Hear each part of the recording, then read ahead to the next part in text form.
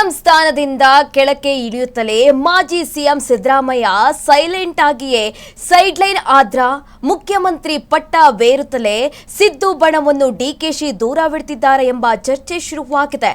ಈ ಕುರಿತ exclusive report ಎಲ್ಲಿದೆ ನೋಡಿ.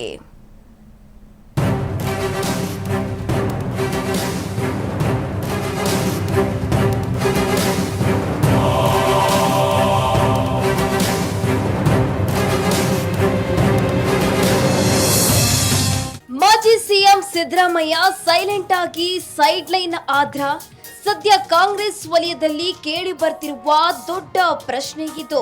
ಪಕ್ಷದ ಪೋಸ್ಟರ್ ಕಟ್ಔಟ್ಗಳಿಂದ ಸಿದ್ದು ಫೋಟೋ ಮಾಯ ಆಗುತ್ತಿರುವುದರ ಹಿಂದೆ ಕಾಣದ ಕೈಗಳ ಪಾಲಿಟಿಕ್ಸ್ ಕೆಲಸ ಮಾಡ್ತಾ ಇದೆಯಾ? ಮುಂದಿನ ಚುನಾವಣೆಗೂ ಸಿದ್ದು ದೂರವಿಡಲು ಪ್ಲಾನ್ ನಡೀತಾ ಇದೆಯಾ ಅನ್ನುವ ಚರ್ಚೆ ಶುರುವಾಗಿದೆ.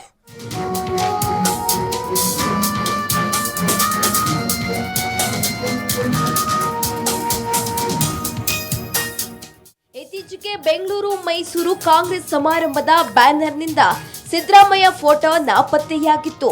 ಭಾರಿ ಆಕ್ರೋಶ ಮತ್ತು ವಿವಾದಕ್ಕೆ ಕಾರಣವಾಗಿದೆ. ಡಿಕೆಶಿ ಸಿಎಂ ಆದ ಬಳಿಕ ಇದೆಲ್ಲ ನಡೆಯುತ್ತಿದೆ ಎಂದು ಸಿದ್ದು ಬಣದವರು ಆರೋಪಿಸುತ್ತಿದ್ದಾರೆ. ಡಿಕೆಶಿ ಬಣದವರು ಸಮರ್ಥನೆ ಮಾಡಿಕೊಳ್ತಿರುವುದು ಬಣ ಸಂಘರ್ಷ ನಿಲ್ಲದ ಸಾಕ್ಷಿಯಾಗಿದೆ.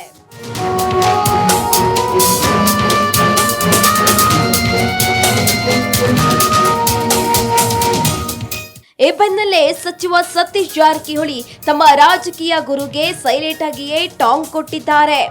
ಸೈಡ್ ಲೈನ್ ಅನ್ನೋದು ಎಲ್ಲ ಪಕ್ಷದಲ್ಲೂ ಇರುತ್ತೆ. ನಾವು ಕೂಡ ರಾಜಕಾರಣದಲ್ಲಿ ಟ್ರೈನ್ ತರ ಸ್ಪೀಡ್ ಆಗಿ ಓಡಬೇಕು ಎಂದು ಜಾರಕಿಹೊಳಿ ಹೇಳಿರುವುದು ಚರ್ಚೆಗೆ ಗ್ರಾಸವಾಗಿದೆ.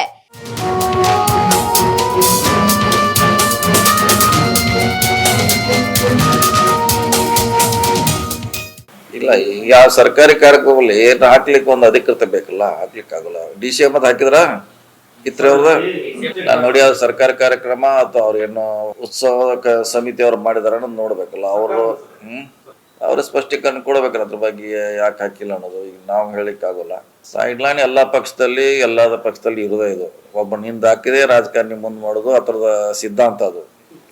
ನಾವು ಕೂಡ ಅಟ್ಟ ಸ್ಪೀಡ್ ಓಡಬೇಕು ಅಂದ್ರೆ ನಮ್ಗೆ ಸಿಗುತ್ತೆ. ಟ್ರೈನ್ ಓಡಾಡ್ತಾರೆ ಹಂಗೆಲ್ಲ ಓಡಾಡ್ಬೇಕಿದು. ಅವ್ರು ಓಡೋಗಿ ಇನ್ನೂ ಇರ್ತಾರೆ, ಇಲ್ಲಂದ್ರೆ ಇಲ್ಲಲ್ಲ. ಹಂಗಿದ್ದು ರಾಜಕಾರಣಿ ಅಂದ್ರೆ ಈಗ ನಾ ಲೀಡರ್ ಆಗ್ಬೇಕು, ನಾನೇ ಲೀಡರ್ ಆಗ್ಬೇಕು ಅನ್ನೋದು ಎಲ್ಲರಿಗೂ ಛಲ ಇದ್ದೇ ಇರ್ತೈತಿ. ನೀವು ಓಡೋಗಿ ಹತ್ತಬೇಕು ಗಾಡಿ, ಹಂಗೆ ರಾಜಕಾರಣಿ ಇದು. ಸಚಿವ ಸತೀಶ್ ಜಾರಕಿಹೊಳಿ ಈಗ ಸಿದ್ದು ಬಣದ ನಾಯಕರನ್ನು ಕೆರಳಿಸುವಂತೆ ಮಾಡಿದೆ.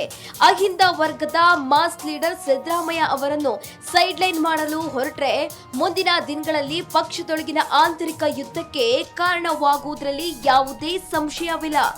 ಮಾರುತಿ ನಾಯಕ, ಫ್ರೀಡಂ ಟಿವಿ, ಬೆಂಗಳೂರು.